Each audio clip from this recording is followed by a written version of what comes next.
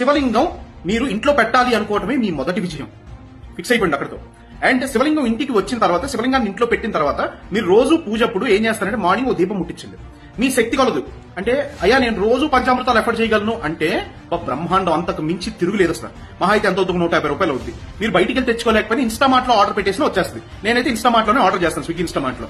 And ఇంకొకటి, మీరు పంచామృతాలు ఎఫర్ట్ చేయలేపారు, ఒక పాల ప్యాకెట్ రోజు ఎంత అవుతుందండి? పాల ప్యాకెట్ మహా అయితే, చిన్న పాల ప్యాకెట్ అయితే 10 రూపాయలు 15, పెద్దదైతే 30 రూపాయలు. మీ శక్తి కలదు అది కూడా. సరే ఇదంతా కాదంటారా, మంచి నీళ్లు ఒక్క గ్లాస్ తీసుకో. చెంబుడు నీళ్లు పోస్తే పులకరించిపోతాడు నా తండ్రి శంకరుడు. భక్తుడికి ఇచ్చే స్తోమత ఉందా లేదా చూస్తాడు. అయ్యా నేను ఇవాళ నా శక్తి కొలదు, నేను నీళ్ళతో మాత్రమే అభిషేకం చేయగలనయ్యా, తర్వాత పంచామృతాలతో చేసే శక్తి నీకు పూజ చేయడానికి నేను డబ్బుల గురించి ఆలోచించకుండా నన్ను ఆ స్థాయికి తీసుకెళ్లిపోంటే నువ్వు అసలు ఊహించలేవు ఆయన తీసుకెళ్లి ఎక్కడ కూర్చోబెడతాడు. ఆయన అంత శక్తివంతుడు. ఆయనకి చేయటం కోసం అడుగు రాసులు కురిపిస్తాడు నీ ఇంట్లో.